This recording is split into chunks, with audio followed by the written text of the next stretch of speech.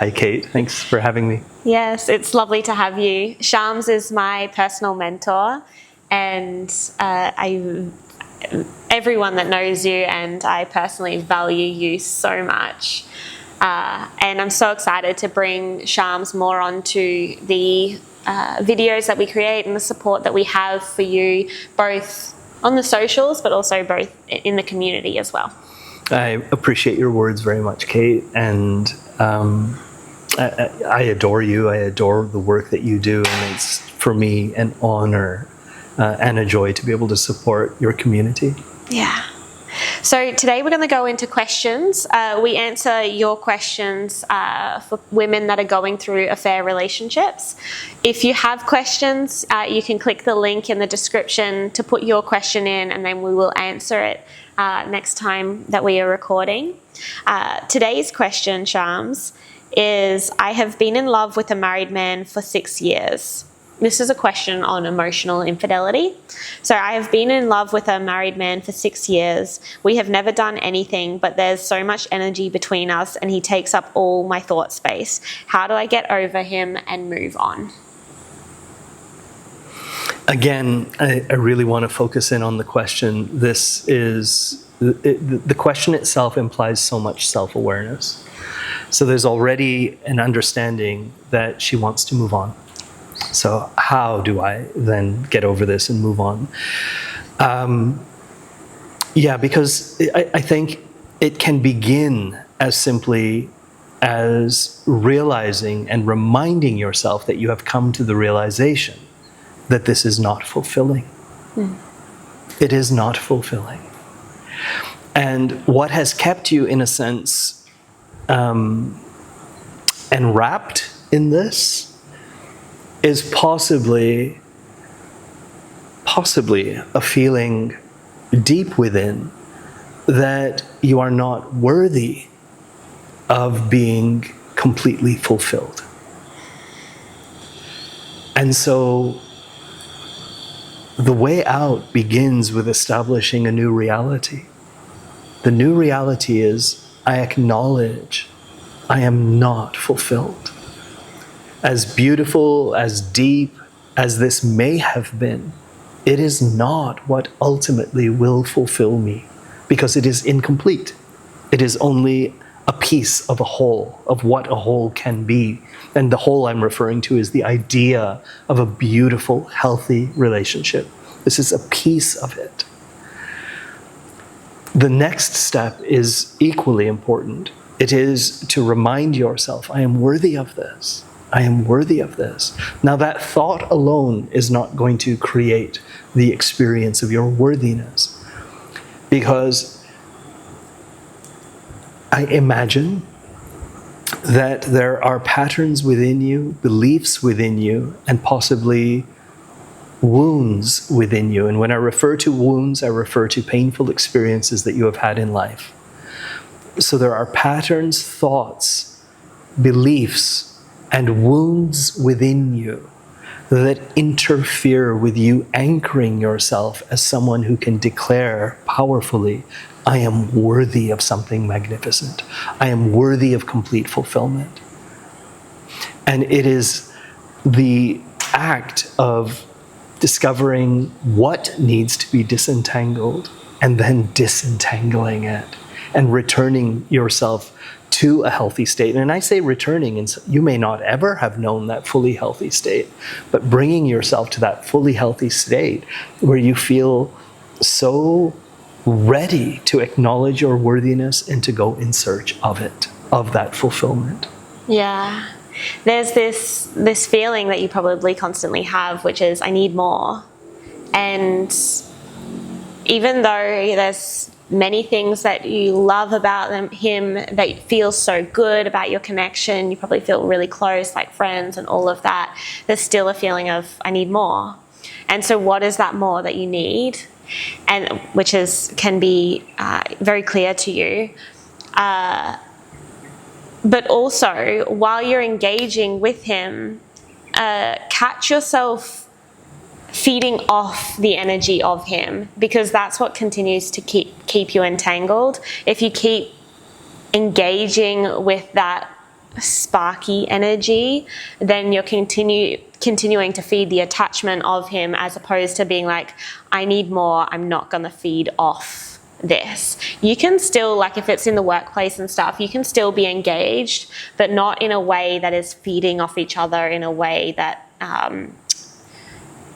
creates this It's almost aliveness. a magnetic pull, Yeah. right? It becomes magnetizing and you're drawn in by that magnetic force. Yeah. But you're in control of that. You are not a victim to that. It doesn't mean that the moment he turns on the charm or the attention or the love, and it could be the attention, it could be that keen interest in you that fills an emptiness deep in your heart, but it is not the ultimate fulfillment that you seek or that you deserve. And so, yeah, notice, make a practice, as Kate has said, of noticing how you get drawn in. And in those moments, remind yourself, no, I am an individual with my own capacity to choose where I place my attention. Both where you get drawn in by him and his actions and how he's showing up, and also how you draw yourself back in terms of if you want to confide in him for something, is there someone else that you can confide in? You may not get it in the same way that he gives you, and definitely if you've been engaging for so long, you just know that you can rely on him for that. But again, if you're confiding in him, you're feeding this. So go confide in someone else so that you're no longer continuing to feed this. Yes. And there may be some patterns here that are reflective of an unhealthy dynamic that you had as a child with your own father. This would certainly be something that were you working with us, we would definitely explore. We would look at what was that father dynamic that left you unfulfilled and hungering for more, hungering for attention, craving for affection. And this feels to be a pattern that is quite common in situations like this. And it's worthwhile exploring to resolve that. And oftentimes these things with from your childhood cannot easily be resolved with your parents anymore. Yeah. The time has passed, perhaps they have passed. There are so many different variables at play here. Perhaps they're not in a position where they're even willing to examine or understand the impact of some form of absenteeism, some form of neglect or inattention, or in some cases it's even worse than that, some forms of abuse.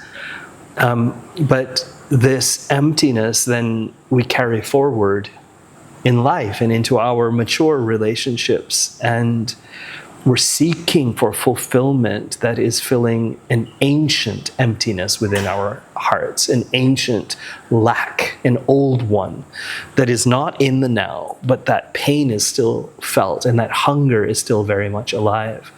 And so this would be something that would be very meaningful for you to look upon, so that could be resolved and you would be free to show up in life from a healthy standpoint, an emotionally healthy standpoint.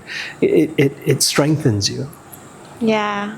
And Shams does inner child work. And so if that's something that you're interested in, you have access to that in the community.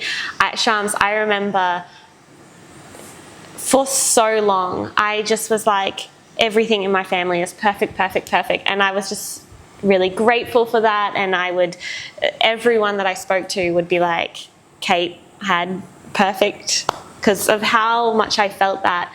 And yet my relationships were constantly leaving me in pain.